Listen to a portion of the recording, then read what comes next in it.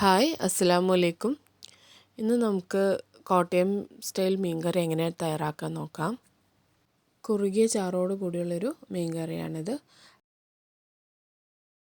അപ്പോൾ മീൻകറി എങ്ങനെ തയ്യാറാക്കാൻ നോക്കാം. ഞാനിവിടെ മീൻകറിക്കായിട്ട് കുടംപുളിയാണ് യൂസ് ചെയ്തിട്ടുള്ളത്.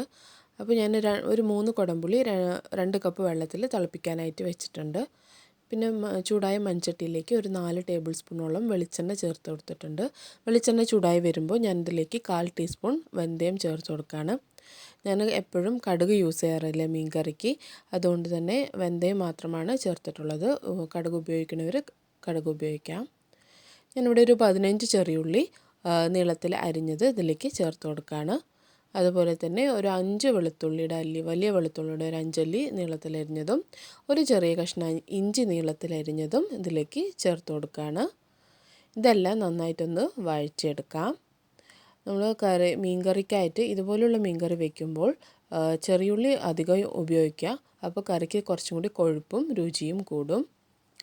ഇതൊന്ന് വഴന്ന് വരുമ്പോൾ നമുക്കിതിലേക്ക് കറിവേപ്പിലയും കൂടി ചേർത്ത് കൊടുക്കാനുണ്ട്.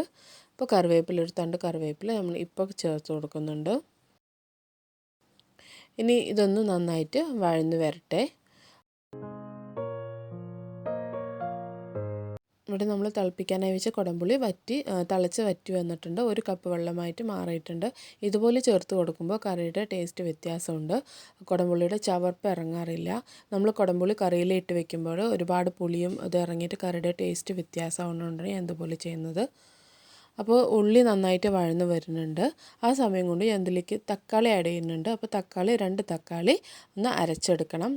ഒരു വലിയ തക്കാളി, ഒരു ചെറിയ തക്കാളിയും ഞാനിവിടെ അരച്ച് എടുത്തിട്ടുണ്ട്. ഇനി ഇതാ നമ്മുടെ ഉള്ളിയെല്ലാം നന്നായി മൂത്ത് വന്നിട്ടുണ്ട്. ഇനി നമുക്കിതിലേക്ക് പൊടികൾ ചേർത്ത് കൊടുക്കാം. പൊടികൾ ചേർത്തതിന് മുന്നായിട്ട് ഫ്ലെയിം വന്നിട്ട് വളരെ ലോയിൽ വെക്കണം. അല്ലെങ്കിൽ സ്റ്റവ് ഓഫ് ചെയ്തിട്ട് വേണമെങ്കിൽ നമുക്കിത് ചേർക്കാവുന്നതാണ്. 1.5 ടേബിൾ സ്പൂൺ കാശ്മീരി മുളക് പൊടി, ഒരു അര ടേബിൾ സ്പൂണോളം എരിവുള്ള മുളക് പൊടിയും, ഒരു 1/4 ടീസ്പൂൺ മഞ്ഞൾപ്പൊടിയും, 1.5 ടേബിൾ സ്പൂണോളം മല്ലിപ്പൊടി ചേർത്ത് കൊടുക്കുന്നുണ്ട്. ഇതെല്ലാം നന്നായിട്ട് ഒന്ന് വഴറ്റി എടുക്കണം. അതിൻ്റെ മസാലയെല്ലാം നമ്മൾ എണ്ണയിൽ നന്നായിട്ട് ഒന്ന് മൂപ്പിച്ചെടുക്കാം. വളരെ ലോ ഫ്ലെയിമിലിട്ടിട്ട് വേണം ഇത് ചെയ്യാൻ, അല്ലെങ്കിൽ പൊടികളെല്ലാം കരിഞ്ഞു പോകാൻ ചാൻസ് ഉണ്ട്. അതുപോലെ തന്നെ മല്ലിപ്പൊടി ചിലവർ ഉപയോഗിക്കാറില്ല. കറിക്ക് തിക്നെസ്സും ഇതും കിട്ടാൻ വേണ്ടിയിട്ടാണ് ഇതുപോലെ മല്ലിപ്പൊടി ആഡ് ചെയ്ത് കൊടുക്കുന്നത്.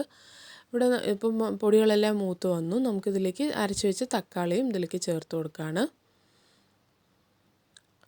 അപ്പോൾ തക്കാളി ചേർക്കുന്ന സമയത്ത് തക്കാളിയുടെ പുളി രസവും ഇതും കൂടി നന്നായിട്ടുണ്ടാകും കറിക്ക്. അതിനാണ് തക്കാളി ചേർത്ത് കൊടുക്കുന്നത്. തക്കാളി ചേർത്ത് കൊടുക്കാത്തവരാണെങ്കിൽ കുടംപുളിയുടെ എണ്ണം കൂട്ടാവുന്നതാണ്. നമുക്ക് ഇതിലേക്കുള്ള ആവശ്യമുള്ള ഉപ്പ് ചേർത്ത് കൊടുക്കുകയാണ്. 1 ടേബിൾ സ്പൂണോളം ഉപ്പ് ചേർത്തിട്ട് നന്നായി ഒന്ന് യോജിപ്പിച്ചെടുക്കാം. ഇനി ഇതെല്ലാം ഇതിൻ്റെ പച്ചമണം പോകുന്നത് വരെ നമുക്കൊന്ന് തക്കാളിയുടെ പച്ചമണം പോകുന്ന വരെ ഒന്ന് വഴറ്റിയെടുക്കണം. ഞാനൊന്ന് അടച്ച് വെച്ച് ഒരു 5 മിനിറ്റ് മീഡിയം ഫ്ലെയിമിലിട്ട് കുക്ക് ചെയ്തെടുക്കുകയാണ്. ഇപ്പോൾ ഇത് എണ്ണയെല്ലാം തെളിഞ്ഞു വന്നു. ആ സമയം നമുക്കിതിലേക്ക് ഒരു 4 പച്ചമുളക് കീറിയത് ചേർത്ത് കൊടുക്കുന്നുണ്ട്. അതുപോലെ തന്നെ തിളപ്പിച്ച് വെച്ച കുടംപുളിയുടെ വെള്ളവും കൂടി നമുക്കിതിലേക്ക് ചേർത്ത് കൊടുക്കാം. ഇനി കറിക്ക് ആവശ്യമായിട്ടുള്ള വെള്ളവും കൂടി ചേർത്തിട്ട് നന്നായിട്ട് ഒന്ന് തിളപ്പിച്ചെടുക്കണം. പച്ചമണമെല്ലാം പോയി എണ്ണ തെളിഞ്ഞ് മേലെ വരുന്ന പാകമാവുന്നത് വരെ നമ്മളിതൊരു മീഡിയം ഫ്ലെയിമിലിട്ട് ഒരു 10 മിനിറ്റ് നന്നായിട്ടൊന്ന് തിളപ്പിച്ചെടുക്കാം. അപ്പോൾ ഞാൻ കറിക്ക് ഉപ്പ് കുറവുള്ളതുകൊണ്ട് കുറച്ചും കൂടി ഉപ്പ് ചേർത്ത് കൊടുക്കുന്നുണ്ട്.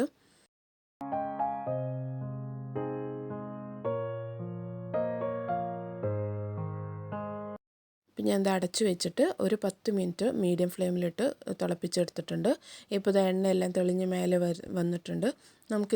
ഈ സമയം നമുക്കിതിലേക്ക് മീനുകൾ ചേർത്ത് കൊടുക്കാം. ഞാനിവിടെ നെയ്മീൻ ഉപയോഗിച്ചിട്ടാണ് ഈ കറി ഉണ്ടാക്കിയിട്ടുള്ളത്. നമുക്ക് അയക്കോറ, ചൂര, അയല എന്നുള്ള ദശക്കട്ടിയുള്ള മീനുകളെല്ലാം ഈ കറിക്ക് നന്നായിട്ടുണ്ടാകും. ഇവിടെ ഞാൻ കഴുകി വെച്ചിരിക്കുന്ന നെയ്മീൻ കറിയിലേക്ക് ചേർത്ത് കൊടുക്കുകയാണ്.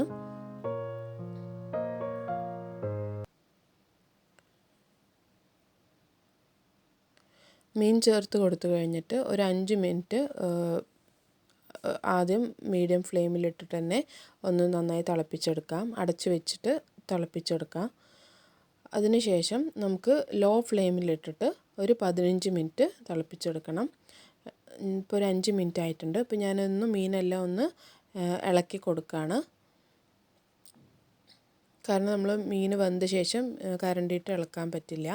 ഇപ്പോൾ അടച്ച് വെച്ചിട്ട് മീഡിയം ടു ലോ ഫ്ലെയിമിൽ അടച്ച് വെച്ചിട്ട് ഒരു 15 മിനിറ്റോളം ഇവിടെ കറി തിളപ്പിച്ചെടുത്തിട്ടുണ്ട്. അപ്പോൾ അത് കണ്ടോ, എണ്ണയെല്ലാം മേലെ തെളിഞ്ഞ് വന്നിട്ടുണ്ട്. ഇനി നമ്മൾ കരണ്ടിയിട്ട് ഇളക്കരുത്.